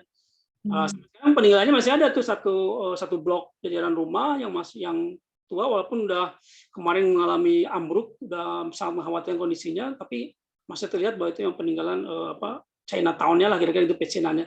Jalan pecinannya juga di situ ada jalan pecinan gitu kan. Cuman bedanya dengan Bandung, mungkin di Cimahi tidak ada kelenteng, tidak ada vihara, tidak ada tempat wilayah untuk orang Cina. Kemungkinan entah orang Cina yang tinggal di Cimahi itu beribadahnya misalkan ke Bandung atau gimana, karena yang kita tahu ya tidak ada itu. Kalaupun ada, mereka itu hanya memanfaatkan misalkan sekolah. Zaman dulu kan ada namanya Tsinghua Tsinhui kan. Tsinghua Tsinhui itu ya sekolahan Cina itu dipakai untuk tempat ibadah. Untuk mengantisipasi karena mungkin terlalu jauh lah kalau ke Bandung gitu kan. Akhirnya sekolah mereka memakai untuk tempat ibadahnya. Kayak gitu. Itu ada pertanyaan lagi, di Cimahi ada nisan makam Islam yang unik nggak? Sejauh ini sih yang di makam kaum itu yang bagi kita ya cukup unik lah gitu ya, karena dia kelihatan banget Gujarat yang tadi itu ya, yang Gujarat tadi itu. Katanya kan gitu, secara budaya memang tidak memiliki ciri khusus. Kalau Islam itu kan, Muslim itu hanya batu aja sebetulnya kan gitu. Kalau mengacunya ke Arab gitu kan, hanya batu-batu sudah selesai. Tapi ketika pengaruh Gujarat itu muncul, maka dia muncul dalam bentuk nisan, sehingga nisannya menjadi antik gitu kan, berlengkung-lengkung gitu kan, mengikuti kubah masjid kayak gitu. Ini sih itu yang kita lihat sebagai ya makam dengan nisan yang cukup unik, karena kelihatannya cukup tua juga kalau melihat dari pengaruh Gujaratnya itu. Saya nggak sempat ini juga, ada yang pernah cerita juga saya ke Mbak Ruri soal makam yang beda jalur ya. Kalau biasanya kan makam Muslim itu membujurnya kan utara selatan gitu. Kalau ini membujurnya barat ke timur gitu. Jadi melintang di antara puluhan ratusan makam itu, yang sejajar yang utara selatan dia sendirian, melintang sendirian.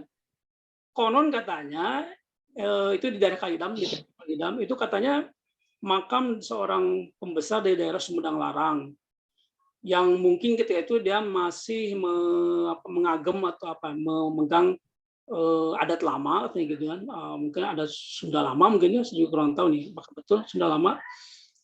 Dia melarikan diri ke arah barat, dan kemudian meninggalnya itu di daerah Cimahi. Dan ketika di makamkan itu dia ya berbeda dengan kuburan-kuburan yang lain yang utara selatan, tapi dia orientasinya barat timur. Itu pelarian dari Sumedang Larang yang masih yang belum Islam katanya gitu. Saya fotonya nyari-nyari kemana gitu. Saking lamanya itu numpuk. Nah itu teman-teman sekalian, RFL, kalau di RFL kan ada monumen juga, Junio Maru ya, ini adalah monumen peringatan korban kapal perang yang ditembak oleh kapal perang Jepang, yang isinya adalah orang Belanda, Inggris, Amerika, yang ditembak oleh Inggris. Ya, kemudian ini ada monumen peringatannya di RFL Lewi Gajah. Mbak Ruri. Ada satu pertanyaan tadi, Kang. Mangga. Kalau peninggalan kerajaan di Cimahi ada enggak? Itu tadi yang tadi saya sampaikan tentang peninggalan Arca Buddha. Okay. Hanya memang belum ketahuan ini kerajaan apa ya, kerajaan Cimohai kali ya, kayaknya nggak ada kerajaan Cimohai. Tapi peninggalannya ada gitu kan, ada penemuan artefak-artefak Buddha ya.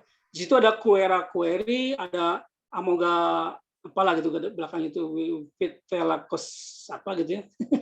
Mungkin bisa ditunjukin gambarnya, Kang, soalnya tadi kayaknya mungkin belum lihat. Oh, ini awal-awal ya.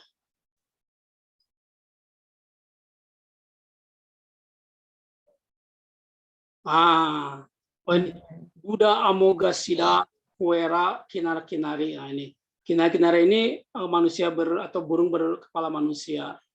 Ini Amoghasiddha, ini Kuera. Kuera ini Buddha tertawa atau apa gitu, lupa sih. Tapi belum ketahuan ini punya siapa gitu. Ini rajanya siapa, nama kerajaannya apa gitu kan. Tapi peninggalannya ada, karena ditemukan orang Belanda ini. Sekitar 16, dan katanya setelah yang diambil ke Museum Nasional yang sekarang disimpan di Museum Nasional itu hanya enggak semuanya, jadi hanya sampelnya aja yang disimpan di Museum Nasional. Katanya sih ada sebagian yang kemudian masih disimpan di Lewi Gajah, entah itu dikubur lagi atau bagaimana, saya nggak tahu juga. Mudah-mudahan sih ya bisa ada petunjuk lebih lanjut lagi, siapa yang kemudian meninggalkan, peradaban mana yang meninggalkan artefak-artefak ini. Apakah memang betul itu adalah kerajaan Buddha, ataukah kemudian ada orang Buddha yang lagi lewat, itu kan dia gendong-gendong arca gitu, kemudian disimpan di situ. Ini belum ketahuan Ya. Sejauh saya meneliti arsip-arsip gitu kan yang kita bisa jangkau gitu, tidak ada satupun yang menyebutkan tentang kerajaan apa yang hadir atau pernah ada di Cimahi. Walaupun memang Pak Hasan Jafar tuh arkeolog senior itu pernah meneliti kebudayaan di tepi Citarum dari mulai daerah Kabupaten Bandung sampai sampai Karawang gitu, sampai Bekasi. Nah, beliau pun mengangkat soal penemuan artefak-artefak ini. Hanya memang tidak bisa menyebutkan siapa kemudian peradaban mana atau kerajaan apa yang meninggalkan artefak-artefak Buddha ini. Karena kalau ini bisa dipastikan atau diketahui siapa, ini pasti jadi satu hal baru, ya. Karena ya Buddha kan satu ya minoritas lagi. Kalau di Jawa Barat minoritas banget gitu kan, karena hanya satu kerajaan yang kita ketahui sebagai kerajaan Buddha itu di daerah Talaga, Majalengka. Yang lain kan banyak Hindu dan Sunda Hun gitu kan, Sunda lama. Nah kalau kemudian muncul sekarang ada kerajaan Buddha, wah luar biasa penemuannya. Iya. Buddha. Ya mudah-mudahan nanti ada teman-teman yang berminat untuk riset lebih lanjut terkait dengan peninggalan artefak-artefak ini. Siapa tahu bisa ke Leiden atau kemana gitu ya. Menelusuri ya asal mula artefak dan kerajaan-kerajaan yang mungkin ada di Cimahi. Karena kalau kemudian itu memang betul ada, ya saya kira nanti peninggalannya nggak cuma ini. Jadi kemudian ada peninggalan lain, yang termasuk misalkan makam atau apa gitu kan di situ. Gitu, Mbak. Ya, terima kasih Kang Mek. Waktunya, penjelasannya, ceritanya keren banget. Ini terima kasih atas waktunya. Kebetulan saya udah unmute semuanya. Kalau mau ada yang mau tanya, tadi sudah ada banyak pertanyaan ya. Kalau mau langsung ngobrol sama Kang Mek, mungkin 5 menit. Boleh. Ada yang silakan kalau mau ngobrol langsung, sudah saya unmute.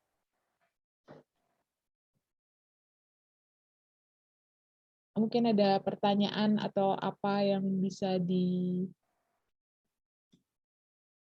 sebentar. Itu ada pertanyaan, permintaan, boleh minta bahan PPT-nya nggak, Kang? Oh, siap di-share ya. Saya Iya. share ya. Nanti kirim aja ke saya. Oh, siap kalau gitu. Nanti yang minta bisa DM ke Indonesia_Graveyard ya untuk kirim emailnya, nanti saya kirim lewat email. Atau kalau nggak terlalu besar, ini berapa ya, lupa ini size-nya. Lupa. Coba share juga di kolom chat ya, bisa ya? Nggak tahu, bisa nggak? Saya nggak coba. Kalau nggak bisa ya itu nanti kirim ke saya aja, nanti saya kirim 63 email. Mudah-mudahan bisa terkirim nih, karena kadang-kadang suka lemot ininya jaringannya. Muter. Sudah kirim ke kolom chat. Kalau misalnya enggak, nanti ke ini aja Mbak, ke email ya. Iya, ke email saya aja. Atau ke WhatsApp saya juga boleh, nanti saya kirim ke email. Tadi yang minta bisa DM ke kami ya. Oke, ada lagi yang mau bertanya? Aduh, ceritanya seru banget loh. Saya benar-benar wow. Ayolah, kapan kita Semoga insya Allah ke sana, Kang. Harus ke sana. Penasaran sama yang Jambu Dipa tadi tuh, petunjuknya sudah ada tuh. Iya, betul. Ini kanal cukup dalam, wah. Hebat ini kayaknya. Kalau ketemu luar biasa juga. Iya, benar. Nggak ada nih yang mau ngobrol langsung, maunya pada malu-malu, Kang. Maunya di chat doang pada bertanyanya. Siap. Oh, masih mood. Berat kayak kirim di chat. Di kolom chat. Halo? Itu terakhir kapan, Kang? Telusur terakhir nanti. Saya dari Jakarta, Kang. Oh, siap.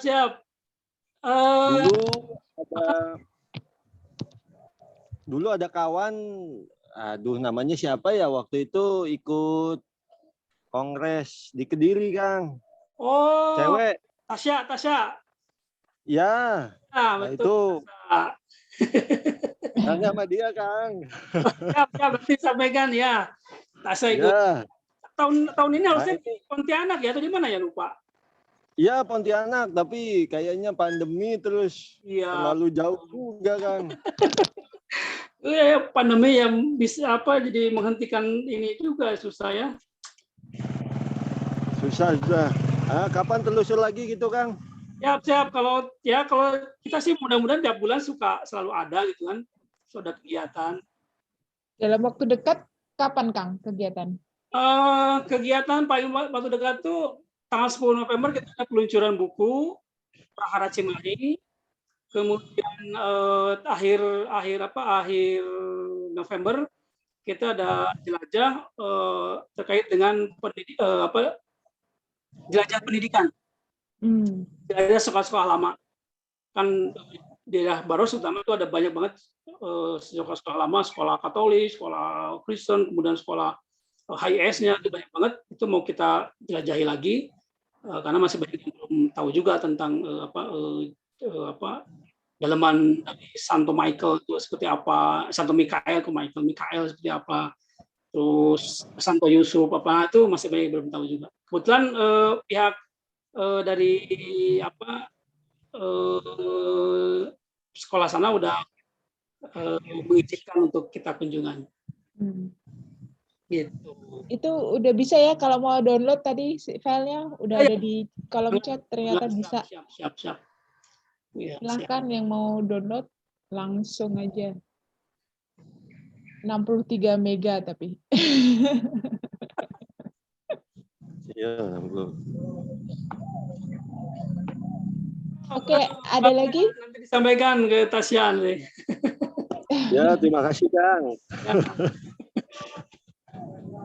Ada lagi teman-teman yang mau bertanya? Makam apa yang menarik perhatian mungkin? Kalau tidak ada, sambil semoga sudah pada download ininya ya, filenya. Siap kalau gitu. Ya, saya tutup aja kalau gitu. Kalau tidak ada pertanyaan, bertanya tadi juga udah banyak banget. Kang Matt. Siap. Terima kasih sekali waktunya. Oh, ini kok ada yang raise hand. Oh, siapa? Udah mau ditutup loh. Silahkan. Lama, siap. Silahkan, Kak. Halo. Ya, silahkan. Halo, saya ketinggalan. Ketinggalannya. Ya, siap. Kang Mahmud, gimana? Tadi jam berapa? Jam 3:30 ya tadi ya? 4 ya kita mulai. Maaf, ketinggalan ini. Maaf. Wah, silakan lanjutkan aja. Oh, oke. Ya udah. Baru masuk ini. Oh, nanti ini rekamannya kami upload di YouTube Indonesia Graveyard ya. Nanti ada linknya di Instagram kami. Siap. Terima kasih, Mbak. Sama-sama. Ya, oke. Terima kasih semuanya yang sudah berpartisipasi. Nanti ini pasti kalau udah diupload juga lumayan banyak viewersnya. Semoga yang ini juga banyak karena ceritanya keren banget, Kang Mac. Itu tempat-tempat lain yang sebetulnya belum saya kunjungi dan makam-makamnya juga tua-tua juga. Semoga ada kesempatan untuk main ke Cimahi, belusuan bareng, Kang Mac. Belusuan ke makam-makam tua. Oke, terima kasih semuanya yang sudah meluangkan waktu untuk webinar ini. Kang Mac, terima kasih waktunya, ceritanya yang luar biasa.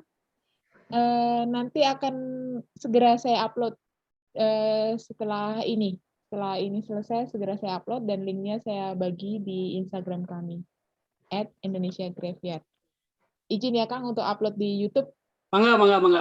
Ya, oke. Terima kasih semuanya atas waktunya, kesempatannya hari ini. Semoga ilmu yang dibagikan oleh Kang Mac berguna untuk kita semua. Kalau saya sih pasti berguna karena tambah pinter hari ini. Oke, terima kasih Kang Mac atas waktunya. Mohon maaf. Selamat sore semuanya. Assalamualaikum warahmatullahi wabarakatuh. Waalaikumsalam. Terima kasih, Kak. Sama-sama. Sama-sama.